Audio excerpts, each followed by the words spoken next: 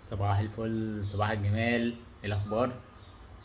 آه، ازاي تعمل تأشيرة الصين؟ الصين الفترة اللي فاتت دي فتحت. تقدر تقدم على تأشيرة الصين بكذا طريقة. في السياحة، في البيزنس، وفي العلاجية طبعا، وفي سبورت، وفي كل انواع التأشيرات موجودة. بس الافضل لو انت عايز تحصل على التأشيرة هي انك تقدم بيزنس، ودي بيطلب ليها ايه؟ دعوة من برا مصر. سواء انت تاجر او غير تاجر، الافضل انك تطلب دعوة من برا. ودي يعني تديك بنسبة 90% انك تاخد التأشيرة. طيب ينفع اقدم سياحة وتجيلي؟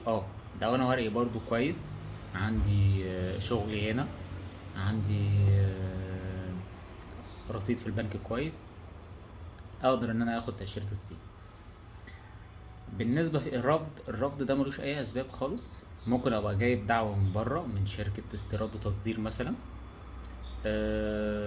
أو أي حد معتمد هناك، وأترفض. بس أقدم تاني وتالت ورابع، عادي، مفيش مشكلة خالص. التقديم بتاع الصين بيبقى عبارة عن ابلكيشن وموعد. طبعا من الحاجات اللي تاخد بالك منها كويس جدا ان لازم تواريخ السفر تبقى بعد التقديم بحوالي 10 أيام على الأقل. يعني المفروض 15 يوم أو 20 يوم. بس أنا مش بتكلم على السفر بالتحديد، أنا بتكلم على الدعوة. لو أنا جايلي دعوة لازم تكون المدة بتاعت الدعوة 30 يوم بالظبط فأقل. تمام. وما تكونش عدت عليها، الموعد بتاعك يكون عدى الدعوة. هتقولي طيب الدعوة مثلا 30 يوم وانا ما عدتش الاكسباير بتاعت الدعوة. لا. يعني ايه؟ يعني انا دلوقتي الميعاد بتاعي النهارده، اوكي، ما يكونش الدعوة بتاريخ النهارده، تاريخ الوصول، مش تاريخ اصدار الدعوة. تمام. وتبقى 30 يوم، يبقى انا الدعوة سوري، الميعاد بتاعي النهارده، تبقى الدعوة كمان 10 ايام. مدتها قد ايه؟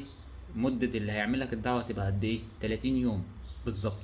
خليها 29 يوم، فأقل بقى 10 أيام، 15 يوم، وهكذا. ليه؟ لأن هو ما بيقبلهاش هناك.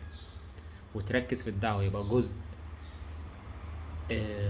صيني وجزء انجليش. تمام.